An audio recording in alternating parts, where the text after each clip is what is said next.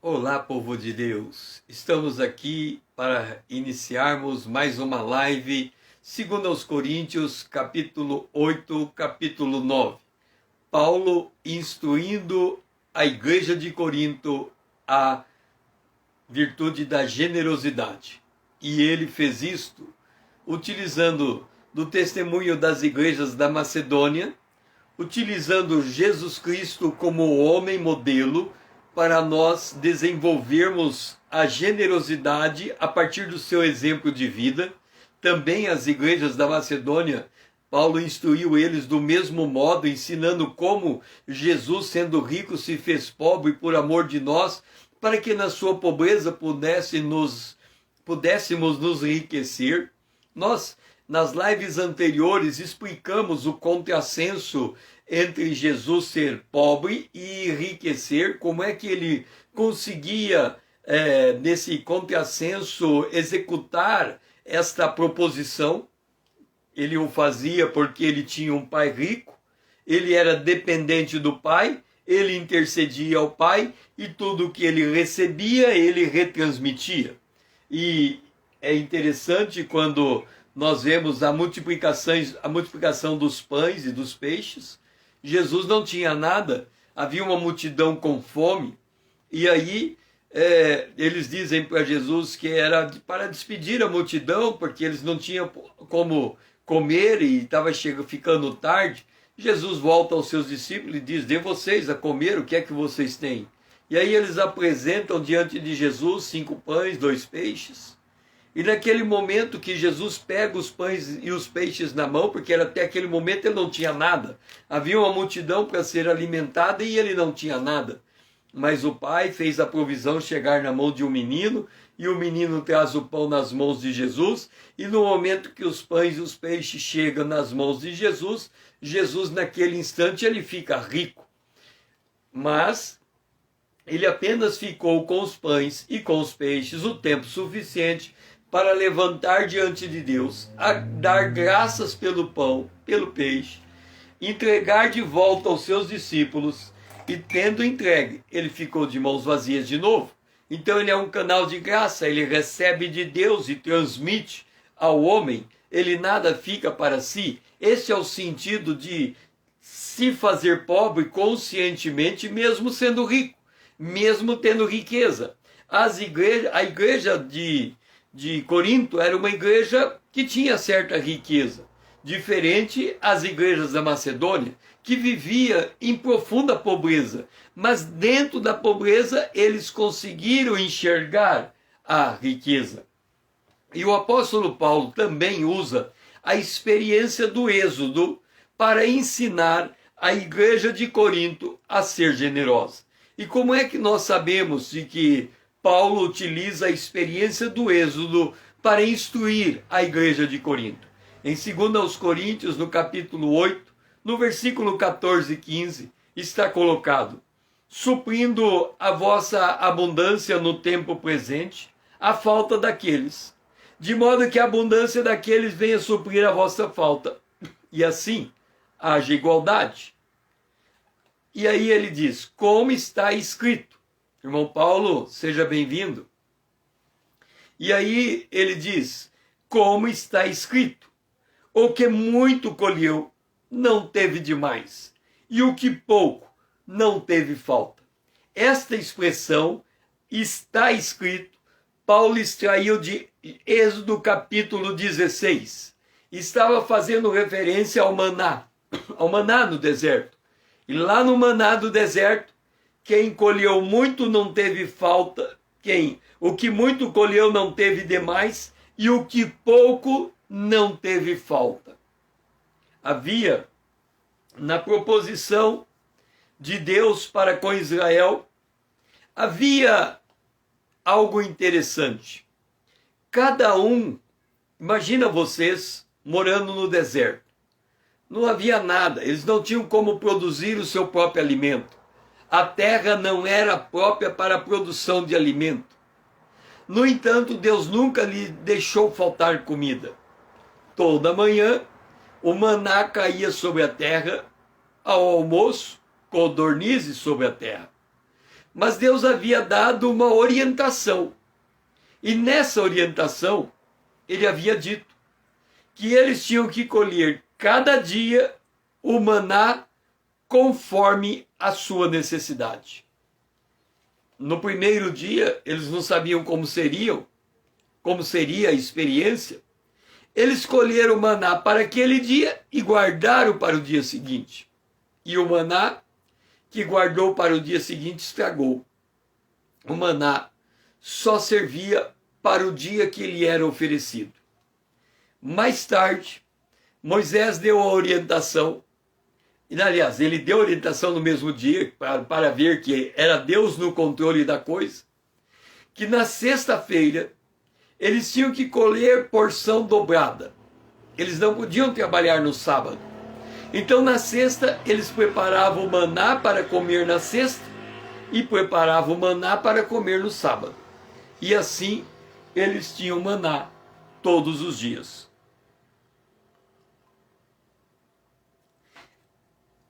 Há muita lição a extrair dessa experiência do maná no deserto. Mas eu gosto de enfatizar essa questão de cada um colher segundo a sua necessidade. E aí eu volto à imagem do restaurante por quilo. Quando você vai no restaurante por quilo, você põe o teu prato na balança e você sabe quantas gramas está comendo. Um come 200 gramas, o outro come 400, o outro come 600, o outro come 800 e tem gente que come 1 quilo de comida. O interessante é que quem fica ali olhando o peso dos diferentes pratos, ele olha para a quantidade que ele come e coloca a sua quantidade como um padrão. Acima da sua quantidade é comer demais, abaixo da sua quantidade é comer de menos. Então, se o padrão de alguém é comer 400 gramas, se ele ver alguém comendo 200, ele vai dizer que o cara vai passar fome. Se ele ver alguém comendo 1 quilo, ele vai dizer que o cara é guloso. Mas nós temos que entender que Deus trata cada um de nós individualmente. Isso significa que a massa corporal, Rita, seja bem-vinda, que a massa corporal que eu tenho define a quantidade de comida que eu vou ingerir. E eu não posso determinar a cada indivíduo a quantidade de alimento que ele vai comer, porque isso é do indivíduo. Agora, entenda, Deus deu essa medida, você come quanto você quiser. Então vamos voltar à situação. Vamos supor que eu coma 1 quilo de comida. Ok, eu vou comer 1 quilo de comida, eu entro no restaurante e sirvo o prato com 1 quilo de comida. Mas naquele dia, eu tenho à disposição 2 quilos de comida, e não 1 quilo. O texto diz, o povo saía a colher diariamente a porção de cada dia, para que eu ponha à prova se ainda andam na minha lei ou não. Qual era a lei de Deus para Israel se alimentar? Eram 2. A primeira lei de Deus: colhe o maná para aquele dia, não guarde para o dia seguinte que vai estragar.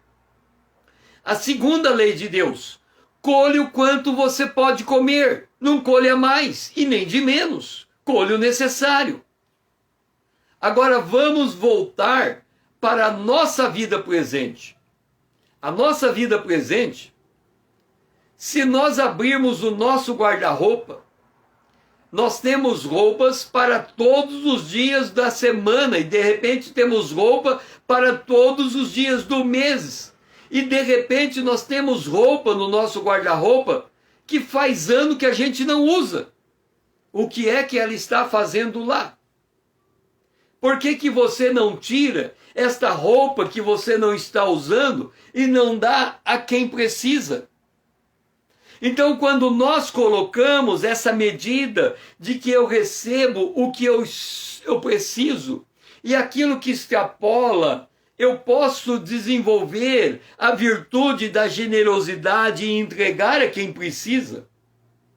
Então Deus está dando uma lei, Ele está dando nos colocando em prova para saber se nós estamos andando ou não de acordo com a lei de Deus.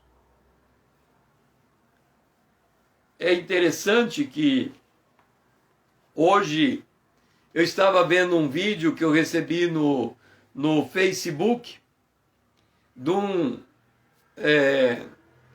personagem aí que tem um programa de TV, e ele tem aquele programa no sábado à tarde, fugiu o nome dele agora, quer ser candidato a presidente, e ele passando no sinaleiro, ele viu uma menina com uma placa dizendo que precisava de alguma coisa, e ele mandou a equipe dele encontrar aquela menina, encontrou aquela menina, e descobriu que a mãe, nos 16 anos de vida que teve os seus filhos, nunca faltou comida na sua casa, mas essa pandemia deixou aquela senhora desempregada.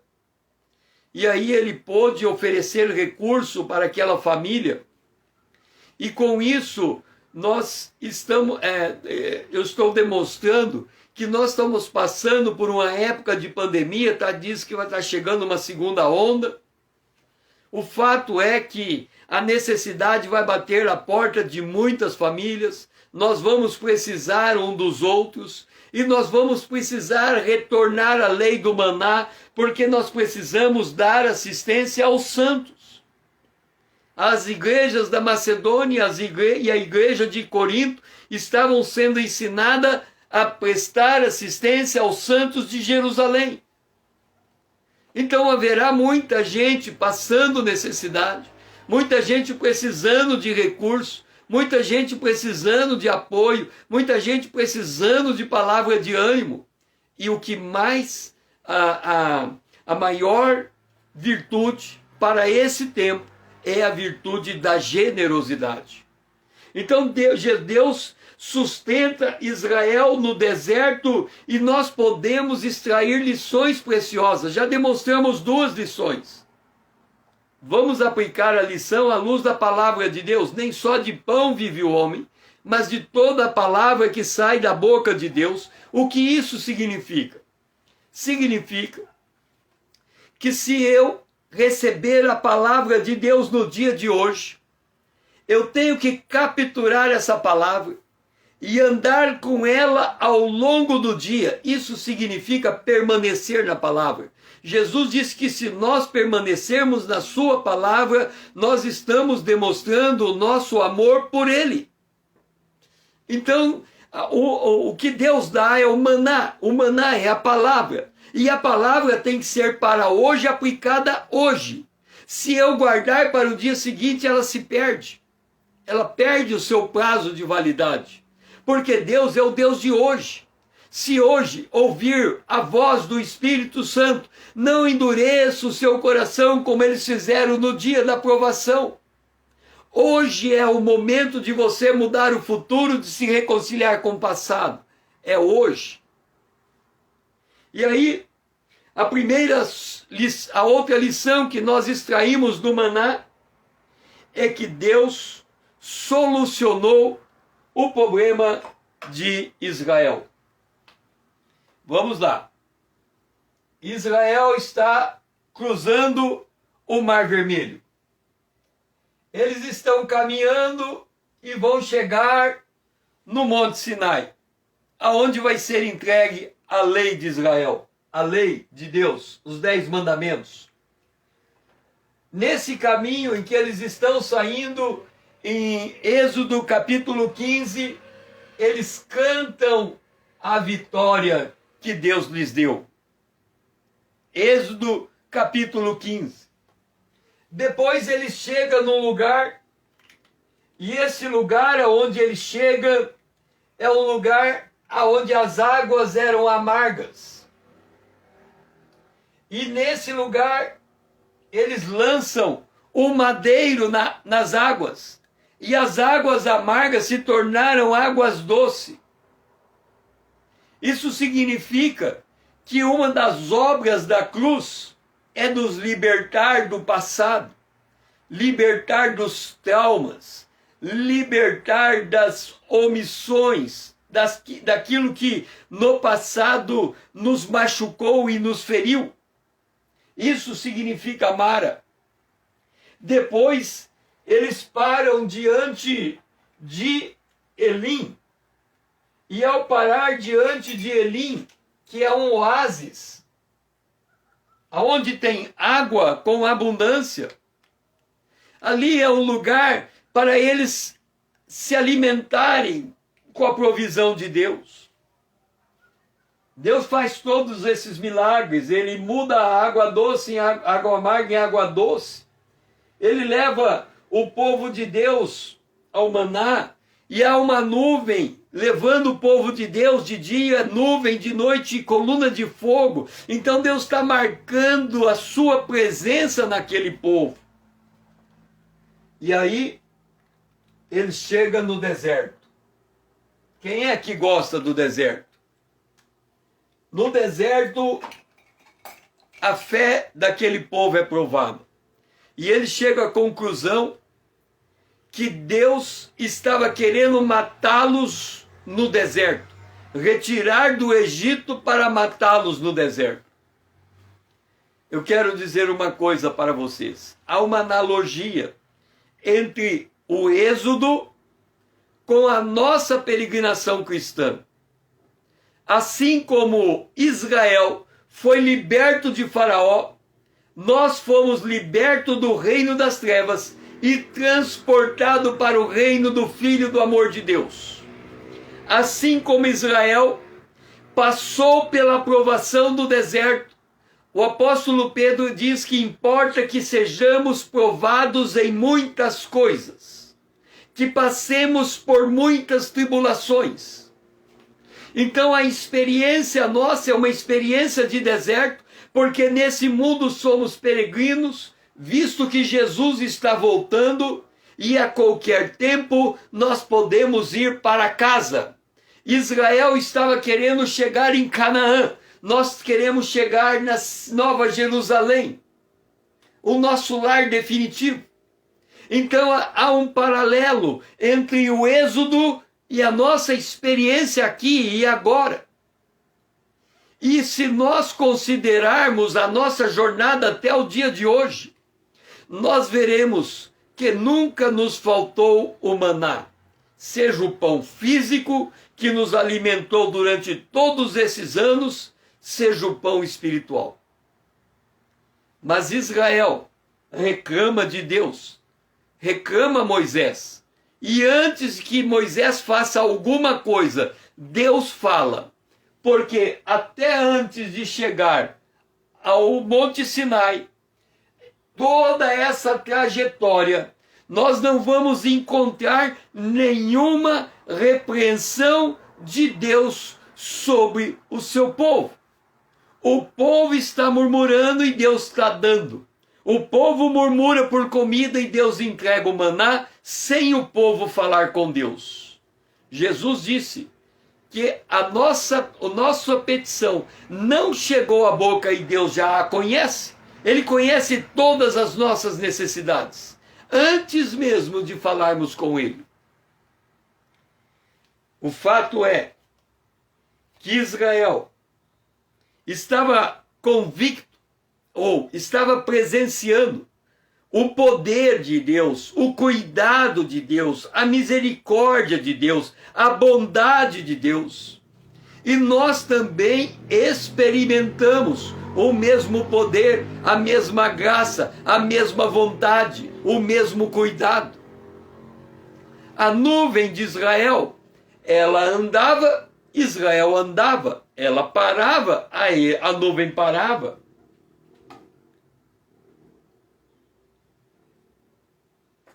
Eu não sei quanto a vocês, a nuvem parou em Dourados, eu nasci em Dourados. Depois a nuvem se deslocou de Dourados para Naviraí, nós moramos em Naviraí. Depois a nuvem se deslocou para Curitiba, morei em Curitiba. Depois a nuvem voltou para Naviraí, morei em Naviraí. Depois a nuvem foi para Campo Novo do Parecis, em Mato Grosso. Morei em Mato Grosso. Depois a nuvem se deslocou para Cuiabá. Morei em Cuiabá. Depois as nuvens se deslocou para Cáceres. Morei em Cáceres. Depois a nuvem se deslocou de volta para Cuiabá. Morei em Cuiabá. Depois a nuvem se deslocou para Londrina. Estou morando em Londrina. Assim como Israel, a nuvem está deslocando e parando. Aí você diz, por que você diz que a nuvem foi e parou? Porque aonde a nuvem parou, era onde eu tinha um emprego, onde eu estava estabelecido. Quando eu perdi aquele emprego, eu terminava aquele emprego, eu ia em busca de outro e a nuvem se movimentava novamente, porque a Bíblia diz que a nuvem era o Senhor indo adiante do seu povo.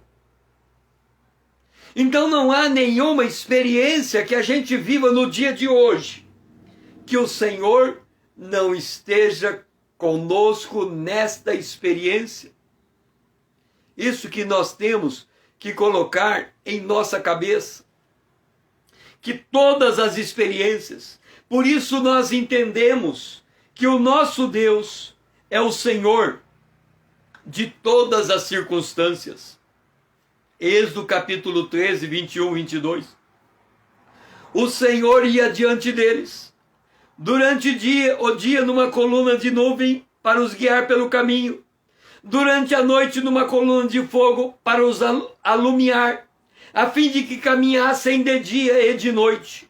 Nunca se apartou do povo a coluna de nuvem durante o dia, nem a coluna de fogo durante a noite. Jesus disse, eis que eu estou convosco todos os dias até a consumação dos séculos. Jesus disse, eu não vos deixarei órfão, eu vos darei o outro Consolador, e ele estará convosco para sempre. Então nós não podemos jamais dizer que somos um povo desassistido, que somos um povo abandonado, que somos um povo esquecido. Porque o Salmo 23 diz, o Senhor me guia por pastos verdejantes e águas tranquilas. Ele me guia. Mas se eu quiser mudar o caminho e não ir em direção aonde Deus está me levando, mas eu achar que eu devo ir por outro caminho, ainda que eu tome a decisão de andar pelo vale da sombra da morte, o Senhor está comigo. Ele para de andar.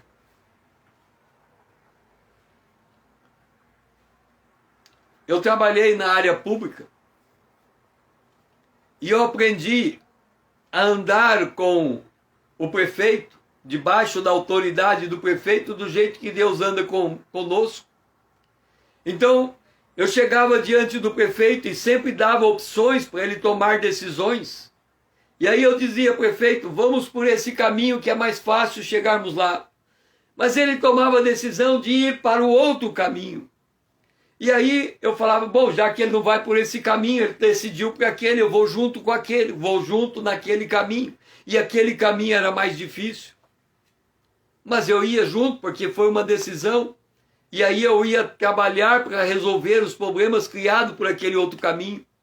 O que significa isso? É a mesma maneira como Deus faz conosco. Ele diz, vamos por esse caminho, aqui é mais abençoado, aqui eu tenho propósitos mais elevados. Aí a gente diz, não, Senhor, eu vou por esse caminho, então eu vou junto com você, eu vou com o cajado, vou com a vara, uma hora você vai entender, eu puxo você de volta.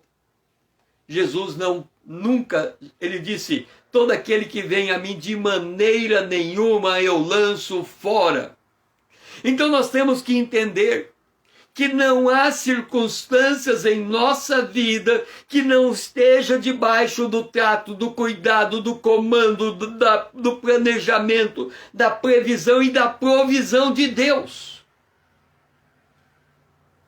Nós temos que mudar essa chave na nossa mente. Ele é o Senhor. Romanos 8, 28. Todas as coisas cooperam conjuntamente para o bem daqueles que amam a Deus, daqueles que são chamados segundo o seu propósito. Entenda uma coisa. O texto diz assim: todas as coisas operam a favor daqueles que amam a Deus. Quando Paulo chega à igreja de Tessalônica, as igrejas da Macedônia, e fala que as igrejas de Jerusalém, a igreja de Jerusalém, estava passando por profunda necessidade. As igrejas da Macedônia voluntariamente decidiram ser generosas. Seja bem-vinda, Vanessa. As igrejas da Macedônia voluntariamente se decidiram ser generosas. E elas encaminharam oferta para a igreja de Jerusalém. Então, Deus trabalha, ele tudo coopera a favor daqueles que voluntariamente, pela fé, entendem que Deus está na sua circunstância de vida. Aí você vai dizer assim para mim: César, se eu não tiver consciência e eu voluntariamente não assumir isso para a minha vida, as coisas não cooperam a meu favor? A resposta é não. A teu favor, não. A favor de Deus, sim. A teu favor, não. Entenda uma coisa: Deus nunca perde em nossa vida.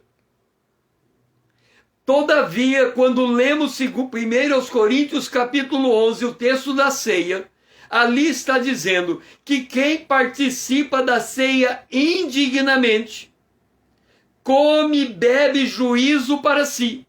Por causa disso, muitos estão mortos. Dormindo quer dizer mortos. Muitos estão enfermos e muitos estão fracos. Por quê? Porque eles não discernem o corpo de Cristo. Eles não discernem a obra de Deus. Então, desta maneira, a pessoa, ela não consegue viver abundantemente. Ela vive. Ela não vai perder a sua salvação, mas ela está em um estado de disciplina em que ela não consegue enxergar os benefícios da sua própria disciplina. Por outro lado, aqueles que amam a Deus, aqueles que são chamados segundo o propósito de Deus, aqueles que buscam conhecer a vontade de Deus, aqueles que atendem ao que Paulo escreveu aos Efésios: não sejamos insensatos, antes buscamos conhecer qual é a vontade de Deus. A estes, tudo concorre para o bem. Aqueles que não se enquadram, as coisas não estão concorrendo para o seu bem, para a sua vitória. Elas vêm em prejuízo à sua vida. Será salvo. O que acontece com estes? Porque a gente gosta de ler o texto como este, sabemos que tudo coopera para o bem, e a gente quer fazer, bom, se coopera para o bem, eu não vou procurar saber qual é a vontade de Deus, porque no final das contas vai dar certo. Mas não é assim. O apóstolo Paulo, em 1 Coríntios, no capítulo 3, ele diz assim: se permanecer a obra de alguém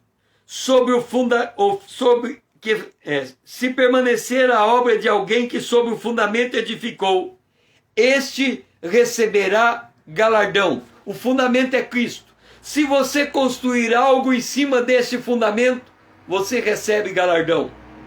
Se a obra de alguém se queimar, ele sofrerá dano.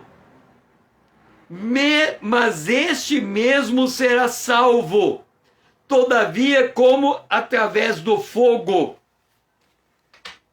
Entenda uma coisa: nós estamos falando de andar com Deus.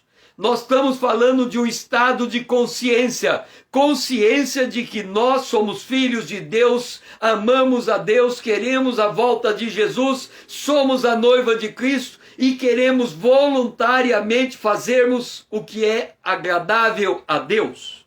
A estes, todas as coisas cooperam para o bem. Olha Israel no deserto. Eles chegaram em um momento que Deus desistiu daquele povo e disse: todos vão morrer no deserto, não chega nenhum em Canaã. Aquela geração, à exceção de Caleb, à exceção de Josué, todos morreram no deserto. Isso significa que o deserto não cooperou para o bem daquele povo, se nós considerarmos que o propósito daquele povo era entrar em Canaã.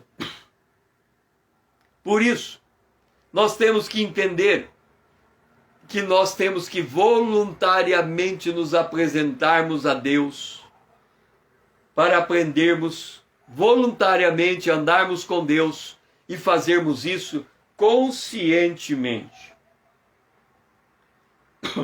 Todas as coisas cooperam a favor daqueles que amam a Deus. O que são todas essas coisas? A macroeconomia, a microeconomia, os interrelacionamentos pessoais, a vida profissional, o contexto familiar, as condições de saúde, o nosso comportamento, o conjunto da inteireza da nossa vida faz parte de todas as coisas.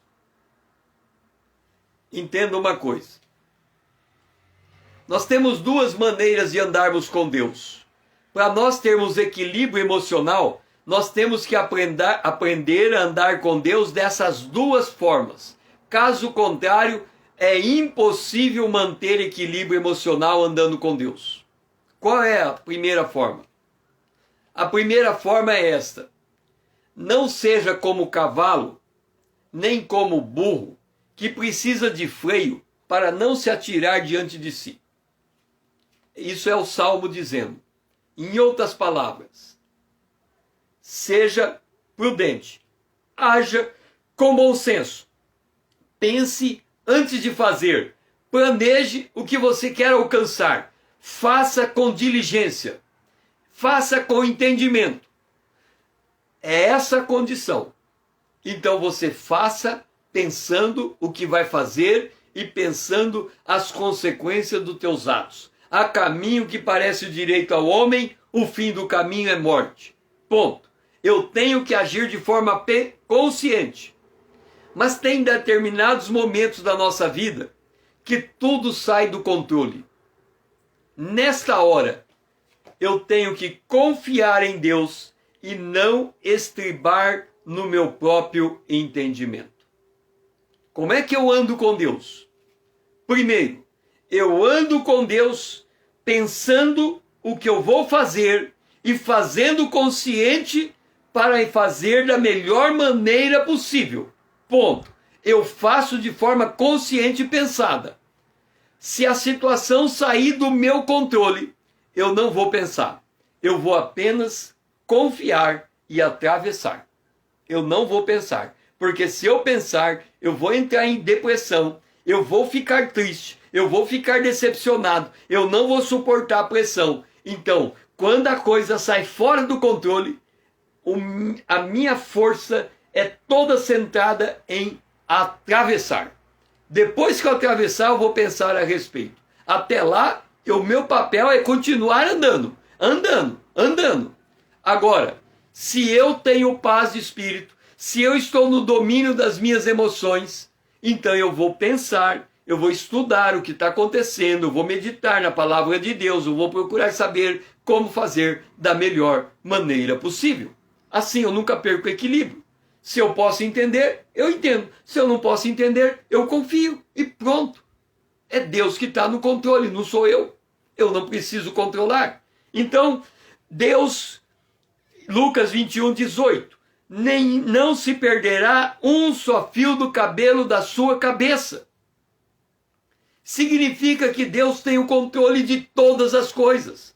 E nós podemos contar com o controle de Deus. Hebreus, capítulo 8 reforça esse conceito. Capítulo 2, verso 8, reforça esse conceito. Todas as coisas foram sujeitas debaixo dos pés de Jesus. Deus sujeitou todas as coisas debaixo dos pés de Jesus. Note, Jesus disse: toda a minha autoridade me foi dada nos céus e na terra. Todas as coisas foram sujeitas debaixo dos pés de Jesus. Ora, desde que Deus sujeitou todas as coisas a Jesus, nada ficou fora do domínio de Jesus. Agora, porém, ainda não vemos como é que tudo está debaixo do controle de Deus. Não vemos todas as coisas a Ele sujeitas. Agora, note uma coisa. Deus, o Pai, sujeitou debaixo dos pés de Jesus todas as coisas. Acontece que Jesus no céu só é cabeça. Jesus no céu não tem pé. Porque ele é cabeça da igreja, a igreja é o corpo de Cristo. Portanto, os pés de Jesus são os nossos pés.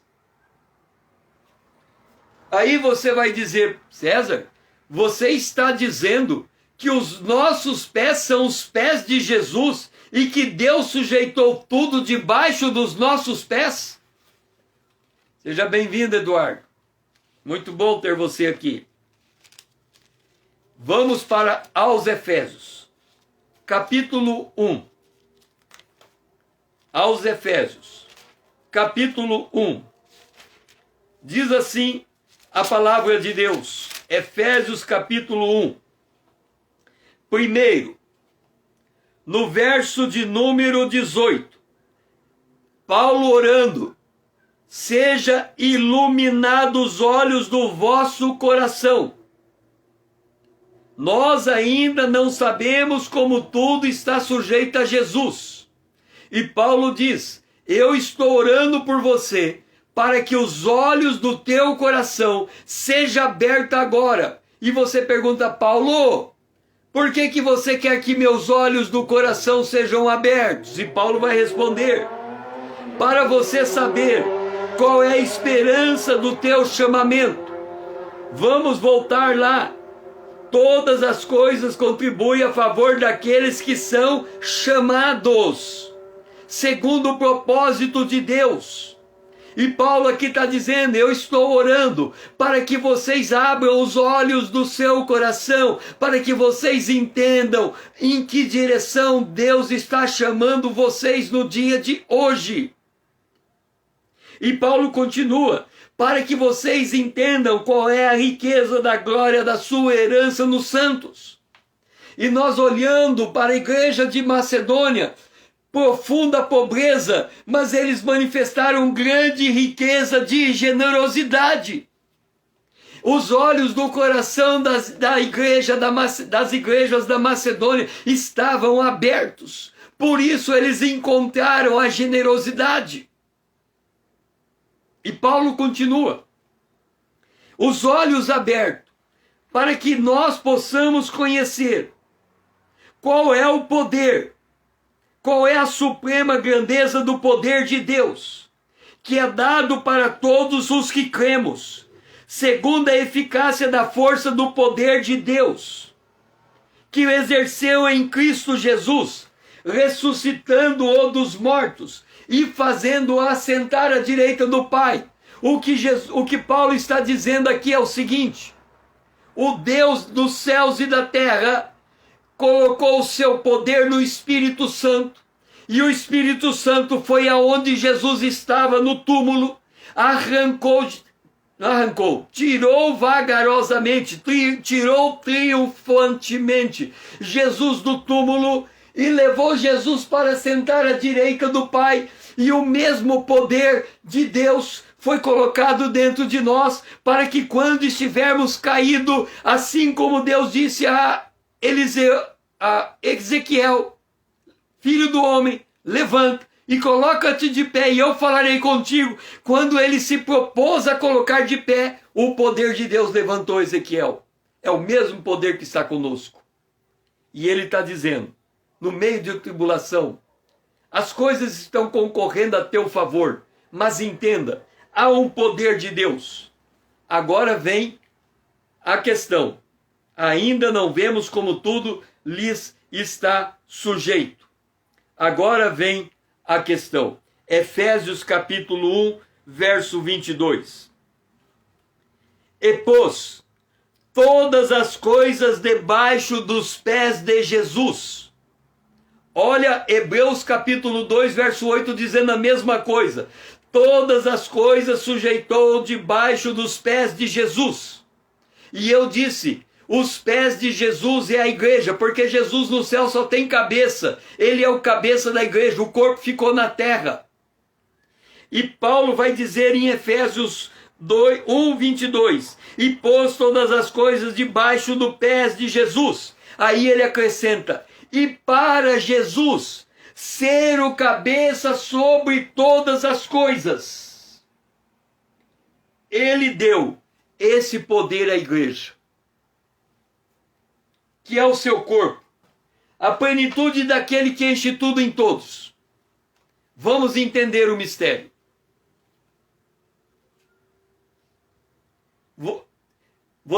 Todos nós sabemos, hoje, nós falamos esses dias, nem sei em que dia mais foi, parece que foi na Manhã com Deus.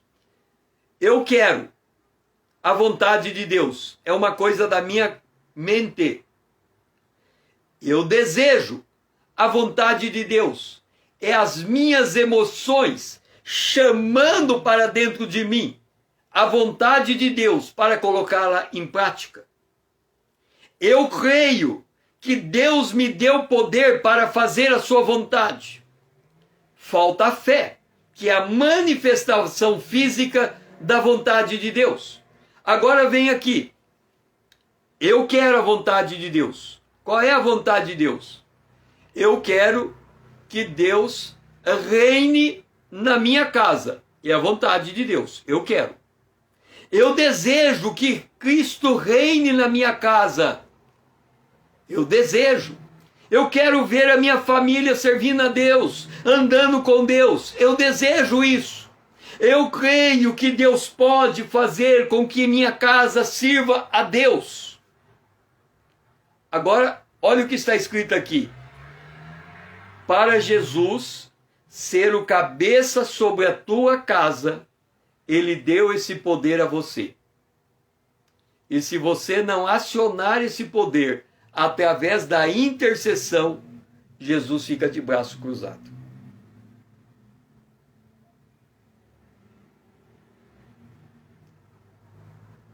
Ele é o cabeça da igreja, ele não é o cabeça da tua casa. Jesus é o cabeça da igreja, ele não é o cabeça do Brasil. Jesus é o cabeça da igreja, ele não é a cabeça do teu trabalho. Agora, se você colocar o teu trabalho debaixo da intercessão, ele se torna o cabeça do trabalho. Se você colocar o país debaixo da intercessão, ele se coloca como cabeça do Brasil. Se você colocar a sua casa debaixo da intercessão, ele coloca como cabeça da sua casa. Por quê? E pôs todas as coisas debaixo do seu pé, dos seus pés, que é a igreja, que é o seu corpo. E para Jesus ser o cabeça sobre todas as coisas, quer dizer, ele já é o cabeça da igreja, mas para ele ser cabeça no entorno da igreja, a igreja tem que usar esse poder, ela tem que buscar esse poder, ela tem que clamar por esse poder, ela tem que pedir para que o Senhor faça as coisas. É como Deus disse para Moisés, por que você está clamando a mim? Diga ao povo para marchar. Se nós temos o poder, cremos no poder, a presença do Espírito Santo está dentro de nós, o poder de Deus está sobre nós. Se não confessarmos a palavra da fé, o poder não se liga com a presença e as coisas não acontecem. É nesse sentido que está dito que todas as coisas contribuem conjuntamente para o bem dos que amam a Deus, porque aqueles que amam a Deus não se conformam com as coisas como elas são, porque aqueles que amam a Deus clamam diante de Deus, porque aqueles que amam a Deus, eles, quando chega a sua ansiedade, eles trazem toda a sua ansiedade em oração, as suas petições diante de Deus em oração, súplica e ações de graças. Porque quem ama a Deus tem relacionamento com Deus. Ele não se conforma com as circunstâncias. Por isso, nós temos que aprender com Jesus. E sobreveio no mar uma grande tempestade, de sorte que o barco era varrido pelas ondas. Entretanto, Jesus dormia.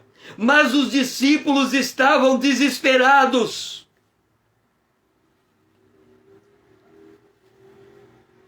Deixa eu te mostrar do que nós estamos falando. Quando a situação, nós estamos falando de uma grande prova de tribulação. Nós estamos falando das igrejas da Macedônia que Paulo está usando para ensinar a igreja de Corinto a confiar em Deus. Quando nós estamos passando por uma tribulação, é assim. A gente tem que passar na tribulação com a maior cara de pau, como se ela não tivesse acontecendo, assobiando.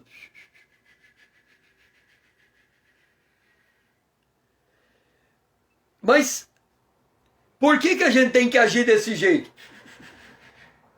Porque se o diabo perceber que nós temos medo, aí ele nada de braçada. O pastor da minha igreja contou que ele foi lá na Patagônia e eles estavam fazendo uma caminhada pelo meio do mato. E aí eles encontraram um animal morto, porque uma puma matou aquele animal lá, e aquele animal estava morto, mas a puma não estava ali. E eles continuaram andando. Quando eles voltaram, eles olham uma distância curta, está a puma parada diante deles. E o guia imediatamente dá uma palavra de comando a todos ali. Fiquem quietos e não demonstrem medo. Porque se vocês demonstrarem medo, a puma ataca vocês. Segundo comando, não tire os olhos do olho da puma. Porque vocês pararem de olhar para os olhos dela, ela vai perceber que vocês estão com medo e ela ataca. Imagina, uma família, o pai, a mãe, 2 filhos, 3 filhos, 5 pessoas, mais o guia, todos olhando para a puma, não pode sentir medo e não podem deixar de olhar olho no olho da puma. É assim que tem que acontecer na tribulação. Se eu sentir medo, o diabo nada de braçada. Eu não posso demonstrar medo. Eu tenho que ficar no domínio das minhas emoções, porque quando eu estou no domínio das minhas emoções, eu creio que Deus está no controle. Não está no meu controle, mas está no dele. E eu estou dando um testemunho vivo de fé, que dentro da prova, eu vou fazer como as igrejas da Macedônia, eu vou manifestar profunda alegria.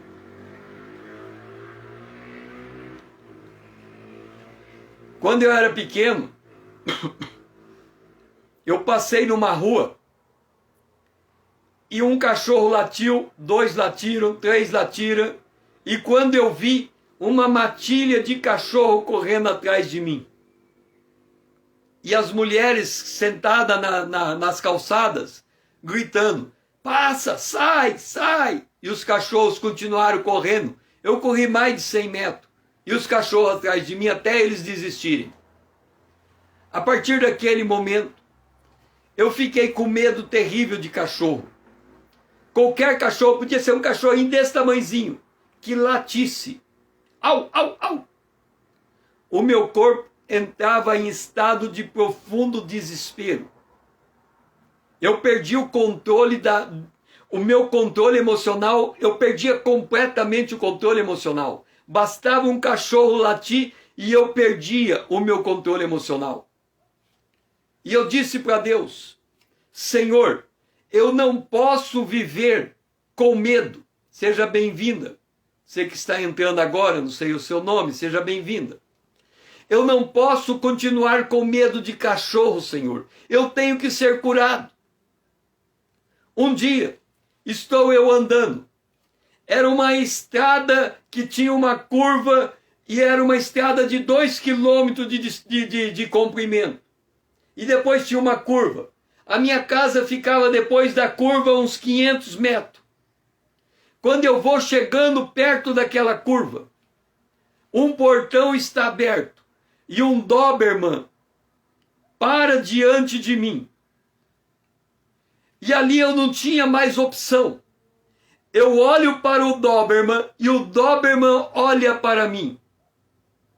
Eu fico olhando para o Doberman porque eu lembrei de uma coisa como essa. Você diante de um cão dessa natureza, você não pode demonstrar medo. E eu tive que achar lugar para ter coragem ali e olhar para o Doberman. E ele olhava para mim. E eu pensei, se eu correr para trás, são 2 quilômetros de corrida, ele me alcança.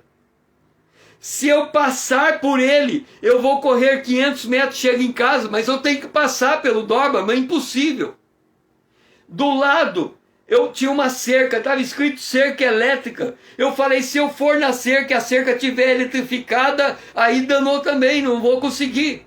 Do outro lado, tinha uma cerca com tábuas. Eu pensei, eu cruzo a cerca por cima, o Doberman cruza a cerca por baixo, não tem jeito. E eu parei e olhei o Doberman e o Doberman olhou para mim e eu fiquei durante 5 minutos naquela posição, eu olhando para ele e ele olhando para mim.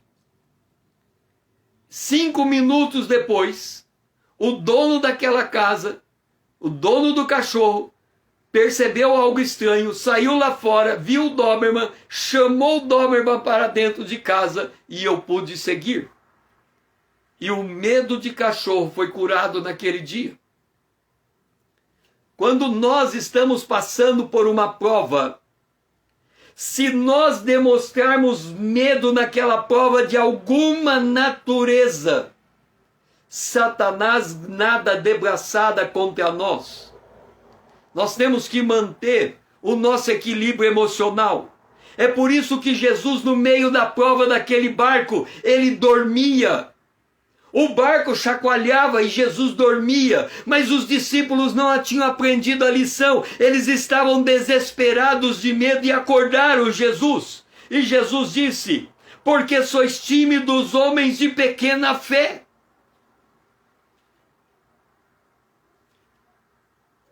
Quando nós estamos passando por uma prova, nós temos que lembrar do que Jesus disse para Pedro. Pedro, Satanás pediu para cirandar você. Eu roguei ao Pai para você não perder a tua fé. Quando você se converter, confirma teus irmãos. O que ele está dizendo? Primeiro, ele sabe da prova. Antes da prova começar, Jesus já sabia daquela prova. Satanás foi lá falar com Deus e eu estava lá e ouvi. Jesus é o nosso intercessor e o nosso advogado. Então, antes de uma prova começar na nossa vida, as coisas já foram decididas diante do trono de Deus. E as coisas foram decididas a nosso favor, porque Ele está lá para interceder por nós. Segundo, ele sabia a intensidade da prova. Satanás pediu para te cirandar. Terceiro, ele nos deu uma garantia no meio da prova. Você não vai perder a tua fé, porque eu seguro a tua fé. Ora, se eu estou passando em uma prova, se ele está garantindo que conhece as condicionantes daquela prova, se ele está garantindo para mim que eu vou vencer a prova, por que ele me deixa na prova? Quando você se converter, confirma teus irmãos. Se eu tirar a lição que ele quer que eu tire da prova, a prova vai embora e eu tenho a vitória. Enquanto eu não aprender a lição, qual é a lição? Pedro, você vai me negar, eu não vou te negar. Você vai me negar, Pedro. Aí quando Pedro entendeu a lição e ele disse, Senhor, tu conheces todas as coisas, tu conheces a minha fraqueza. Sabe se eu posso te negar ou não posso te negar? Conhecendo quem eu sou, eu digo, eu te amo. Era um homem que estava decidido a viver dali em diante na absoluta dependência de Deus, mesmo reconhecendo as suas fraquezas. Isso acontece porque sem fé é impossível agradar a Deus. Sem fé é impossível agradar a Deus. Deus lá no deserto alimentou aquele povo, fazendo chover pão do céu. E em Mateus capítulo 6, verso 8 diz, não vos assemelheis aos gentios, porque Deus, o vosso Pai, sabe que tem necessidade antes de você pedir a Ele. Deus sabe do que nós precisamos, mas a prova acontece assim como aconteceu naquele cego. Nem ele pecou, nem os seus pais. Isso está acontecendo para a manifestação da glória de Deus. Quando nós estamos submetidos à prova, nós temos que entender. Nisso exultais.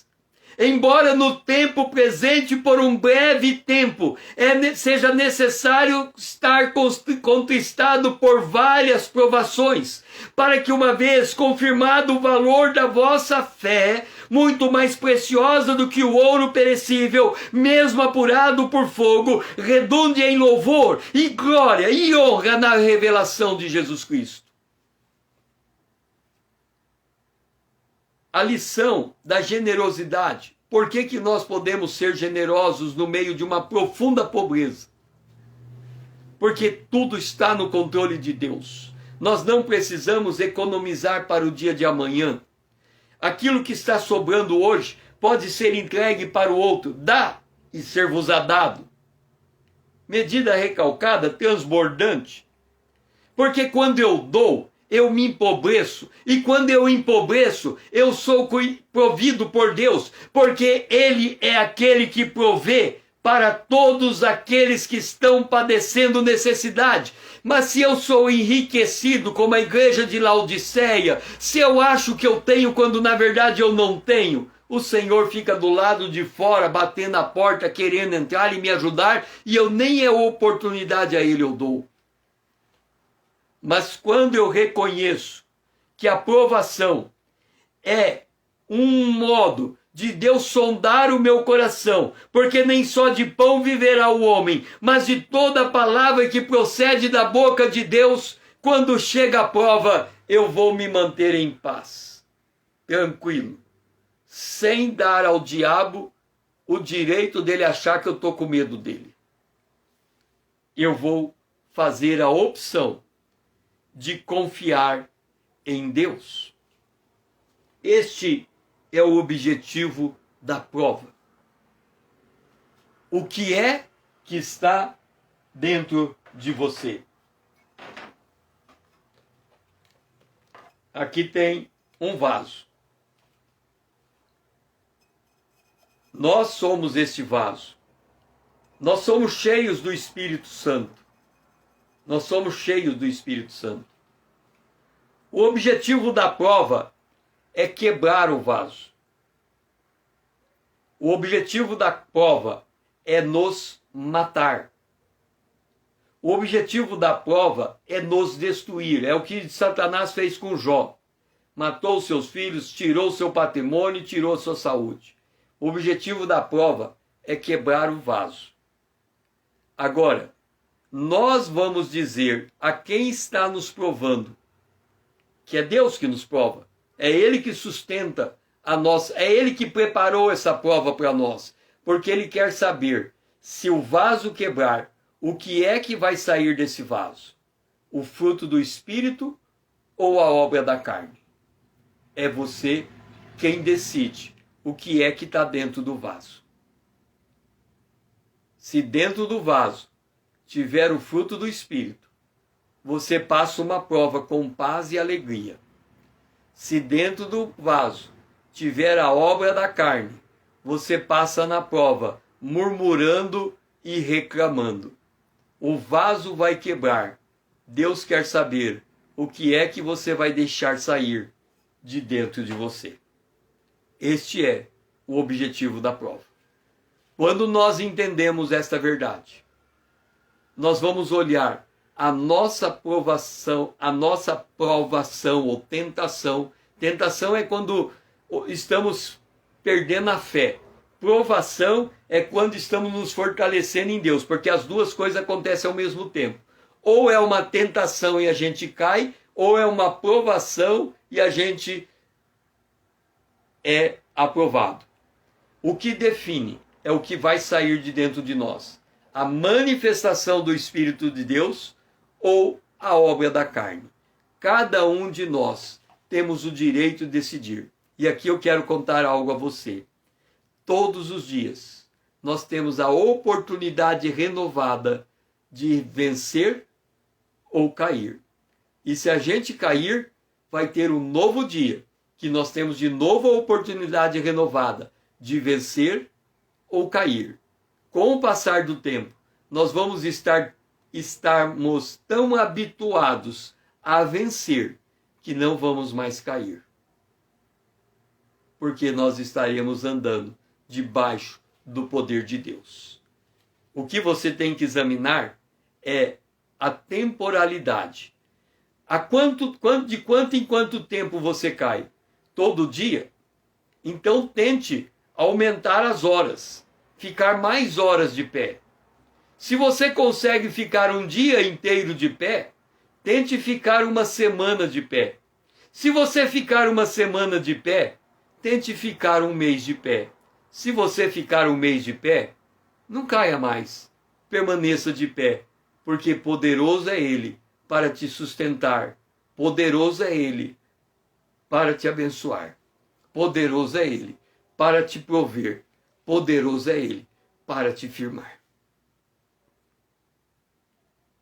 Que o Senhor assim seja louvado. E que amanhã, às 20 horas, hoje é a live de número 23, em cima de 2 aos Coríntios 8 e 9. Amanhã, às 20 horas, nós vamos para a live 24. E nós vamos procurar responder a pergunta: quem é o crente diante de Deus? Quem o crente é diante de Deus? E eu espero você amanhã, às 20 horas. Que o Senhor assim seja louvado. Amém.